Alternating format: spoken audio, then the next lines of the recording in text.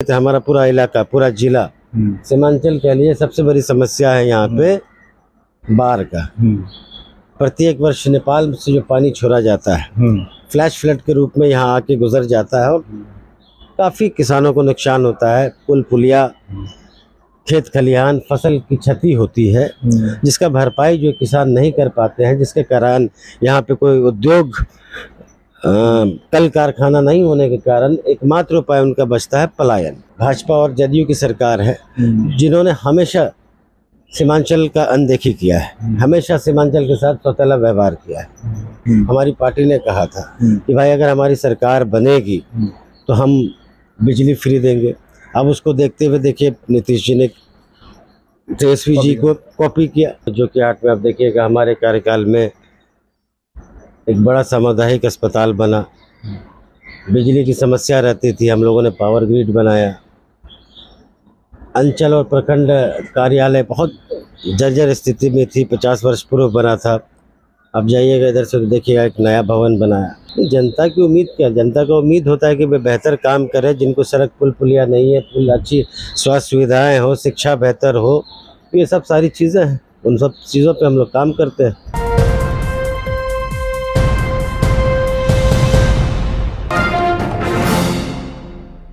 इस वक्त हमारे बीच में जो है जनाब शाहनवाज आलम साहब हैं, जो कि अभी आरजेडी के विधायक हैं, जो कि हाट विधानसभा से।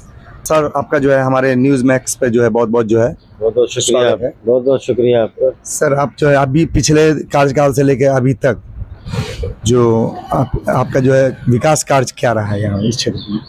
तो विकास जो क्षेत्र की बेसिक जो मूलभूत समस्याएं हैं, चाहे सड़क हो, पुल पुलिया हो, आवागमन ठीक करना हो, स्वास्थ्य से संबंधित मामले हो, अस्पताल हो। आप जाइएगा जो कि 8 में आप देखिएगा हमारे कार्यकाल में एक बड़ा सामुदायिक अस्पताल बना। बिजली की समस्या रहती थी, हम लोगों ने पावर ग्रिड बनाया। अंचल और प्रखंड कार्यालय बहुत जर्जर स्थिति में थी, 50 वर्ष पूर्व बना था। अब जाइएगा इधर से देखिएगा एक नया भवन बनाया। और जहाँ जहाँ सड़कों की आवश्यकता थी, जहाँ जहाँ पुलों की आवश्यकता थी, अधिकांश जगह हम लोगों ने काम किया है और जो भी बचा हुआ है उसको आगे करेंगे हम लोग।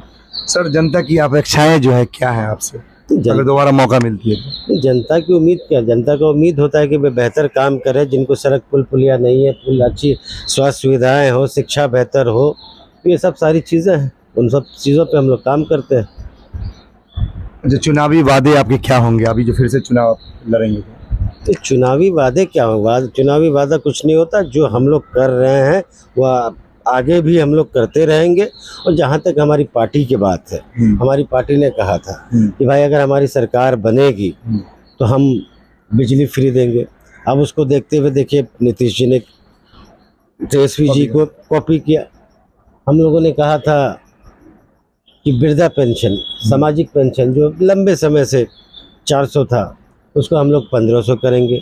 नीतीश जी ने उसको 1100 किया, तो हम लोग 1500 करेंगे।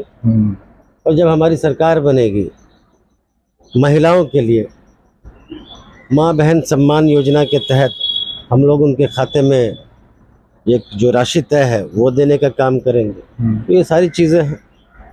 तो क्षेत्र की समस्याएं क्या है अभी आप जो यहाँ पे हमारे क्षेत्र, हमारा पूरा इलाका, पूरा जिला, सीमांचल के लिए सबसे बड़ी समस्या है यहाँ पे बाढ़ का।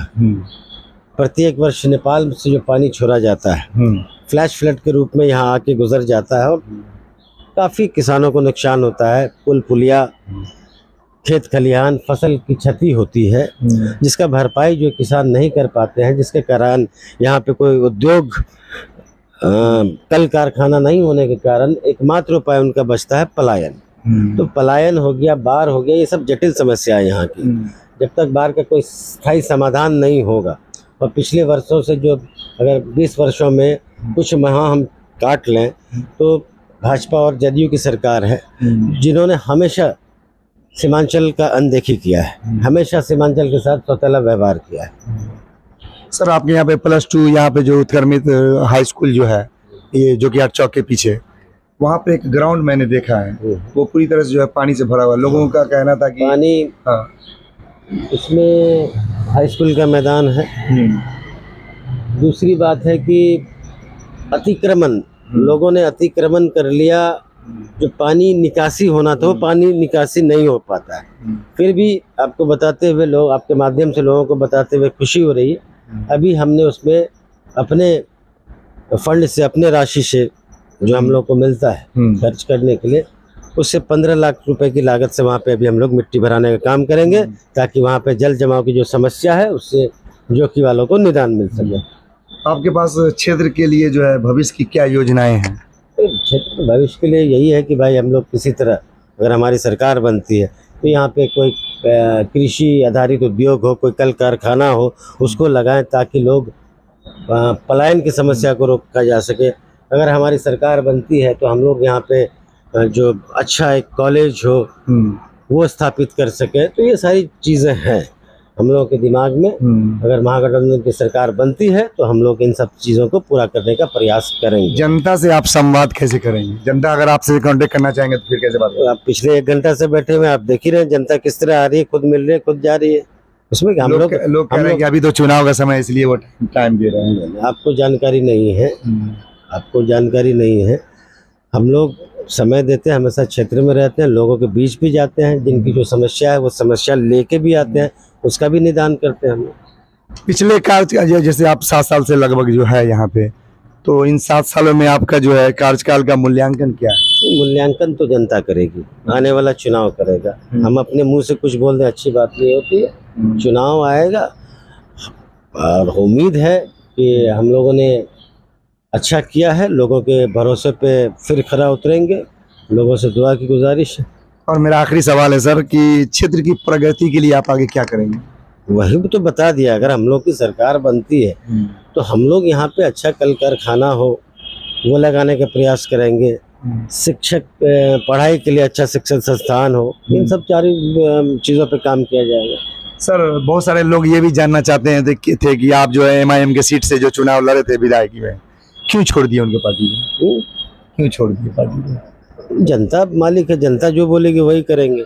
जनता ने ही MIM से लड़वाया था, जनता ही नहीं छोड़ने का, छोड़ दी। MIM वाले जो है आप पर आरोप लगाते हैं कि पैसा लेके आप RJD में चले गए। MIM वाले आप पे आरोप लगाते हैं कि पैसा लेके आप RJD में चले गए। RJD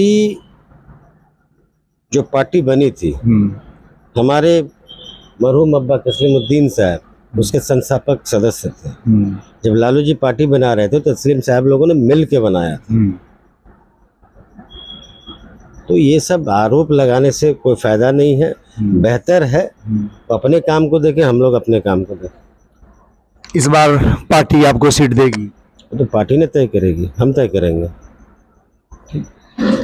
बहुत बहुत शुक्रिया शाहनवाज साहब। तो दोस्तों, इस वक्त जो आप देख सकते हैं जोकीहाट विधानसभा से विधायक, प्रेजेंट के विधायक RJD के हैं शाहनवाज आलम साहब, जिनसे अभी हम न्यूज़ MX के माध्यम से अभी बात कर रहे थे।